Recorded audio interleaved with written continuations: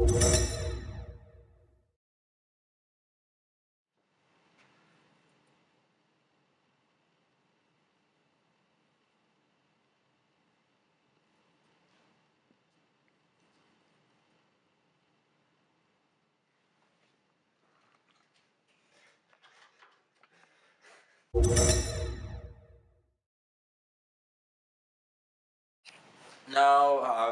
I'm home in Norway. I've been away for a month. A training camp, a trip to Moscow, and a big chess tournament in Azerbaijan. And let's um, let's have a little review of what happened in that tournament. And first of all, we have a couple of guests here, and let's hear their opinion about the tournament in Azerbaijan. Let's start with my manager Espen. Well, it started very well, so I was really in a good mood after 2.5 games. Then I played excellent, and then something happened. I didn't exactly understand. You started to kind of not play like you used to do, and something started to go wrong. And I was in Norway, so I haven't had the chance to hear what happened. Will you say something? Yeah, I'm gonna explain. My problem, I was actually in good shape before the tournament. My problem is that, well, I started to get a bit sluggish. Um, I mean, my head was not working so well. I think it partly was because of my long games, and it partly was because I was watching too much TV. We had both long games and on the chessboard, and afterward. Yeah, I was watching. Games. Yeah, I was. There were football games almost every night. There was the NBA playoffs, and we were watching different reality series as well. So it was simply too much. Simply too much, and towards the end I tried to cut some of that bullshit out, and then my brain started to work better again. Yes, because after you had 2 losses, you had a rest day, and then you did something physical again, and that helped. Yeah, that kind of helped. I'm afraid my behavior during the football tournament was less than exemplary, but at least I got some of the aggression out. I got to move around a bit, and just to get a positive experience was important for me. Just to win at something, be it chess or football or cards or whatever, it helped quite a bit. So then you had got into a good mood again and had a good night's sleep, and you were ready to play chess again? Yeah, I wasn't particularly ready, but it turned out the next day that Mamadjarov was in even worse shape than I was. Yeah. And then already for the next day against Nakamura, I was feeling pretty okay. I didn't play that well. That was an exciting It was game. definitely an exciting game, and I think from the point that I started to screw up, well, after that I played pretty well. I set him some practical problems, and then after the trend turned both on the clock and on the board, it was very difficult for him to defend. So I was thinking, afterward I saw that you said that bishop d7 in the early middle game was a mistake.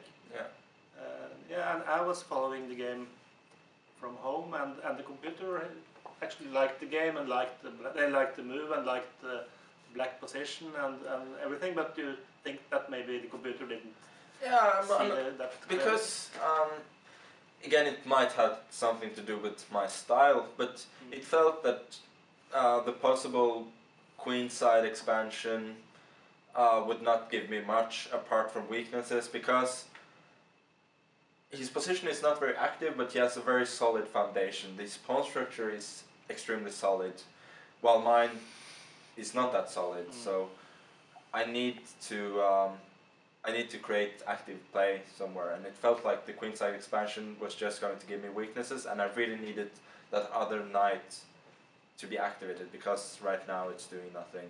I was considering whether I could play on the king side, push h5, h4, yeah.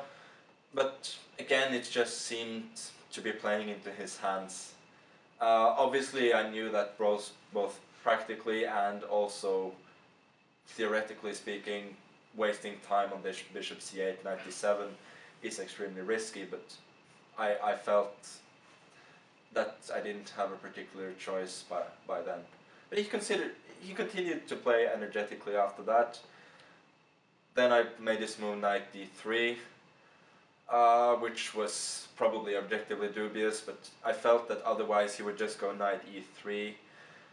I'm stuck with a stupid knight on g6, he'll go knight f5, knight d4 eventually, maybe f5, knight e6. And where is my counterplay? That was my main problem. It just seemed like... But when you got into this ending, had you seen this when you played knight d3, that you would had the option of going into an ending upon that? I could say that in the worst case I might Do that.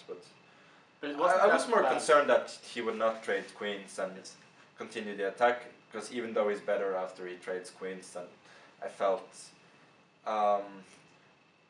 with everything he's spending so much time trying to find something clearer, and the fact that my play is kind of easy, I just push on the queen side and hope for the best. It's the trend had turned by then. And then I was a bit disappointed with my game against Karyakin. I thought I'd found a good plan in the opening, but it turned out I just didn't have enough time to complete the plan, and then I just had to be careful not to. Yeah, so he was very well prepared in that opening, so he... Yeah, but on the one hand he's well prepared, but on the other hand, after all, it's the Queen's Indian, so even if he's well prepared, it's going to be pretty safe for white. Yeah.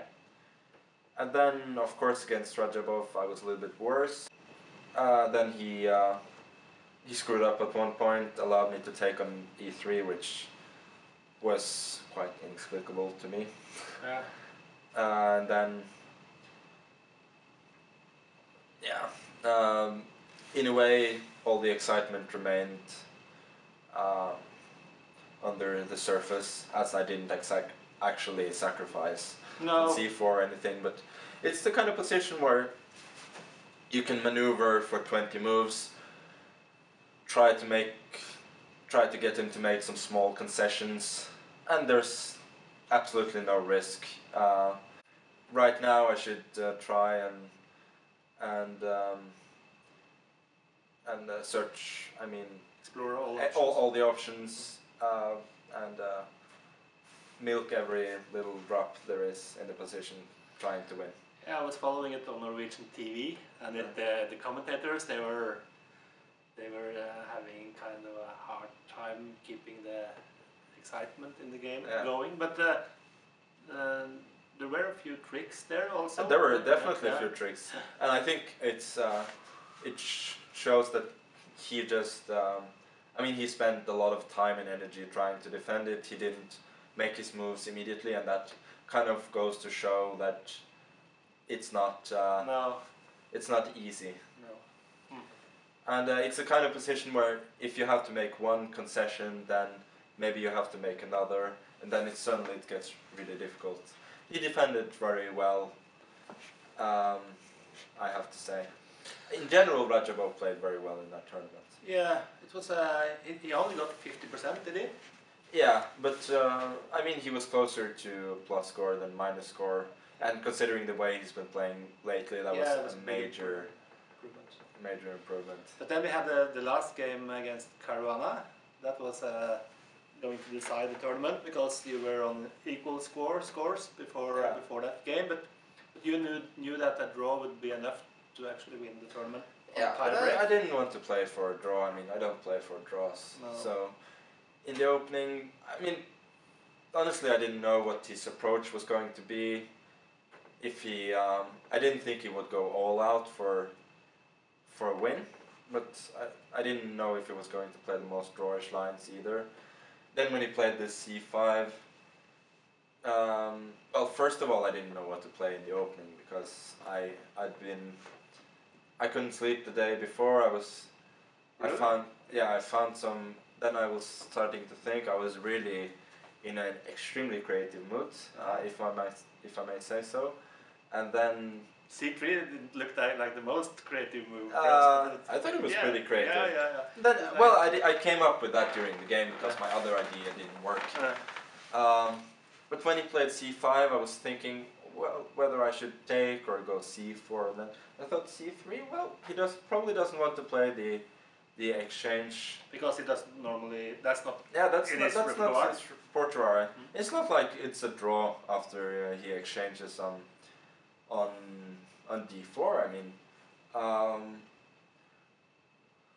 I mean, theoretically, white is very slightly better because of his extra move, and the question is whether I can make something of it or not.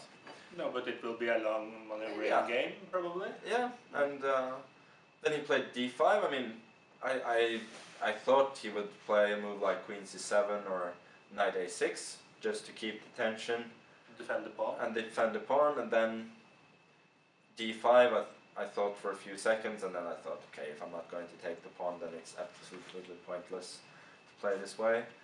He got some more compensation than I thought, but yeah, I outplayed him before the time control. I think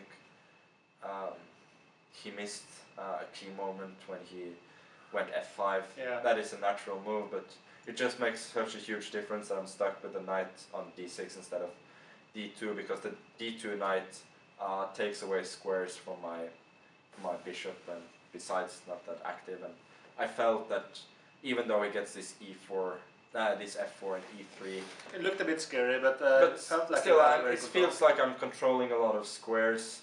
His bishop on g7 is not participating, and all my pieces are in some way participating in the defense. Yes. My knight can get quickly to e4. My queen can get to e4, d3, and then of course he missed this e4 Yeah, idea. you play that twice. But again, it's not that hard to. Then it looked really And easy. then the rest of the game is just fun. Yeah. But all in all, it was exciting tournament. 5 wins in 10 games. That is a lot. Yeah, Losses, it was kind of a continuation of the style of the candidates tournament. A lot of fighting chess, sometimes two fighting in the sense that some players maybe needed to play a bit more carefully in some games, but definitely exciting chess. Yeah. I prefer to win 5 games and make 5 draws instead of winning 5 games and losing twice, obviously, but it was fun to win a lot of games, and in the next tournaments I'll try and still play aggressively while not getting into such difficult positions as I did in a couple of the games.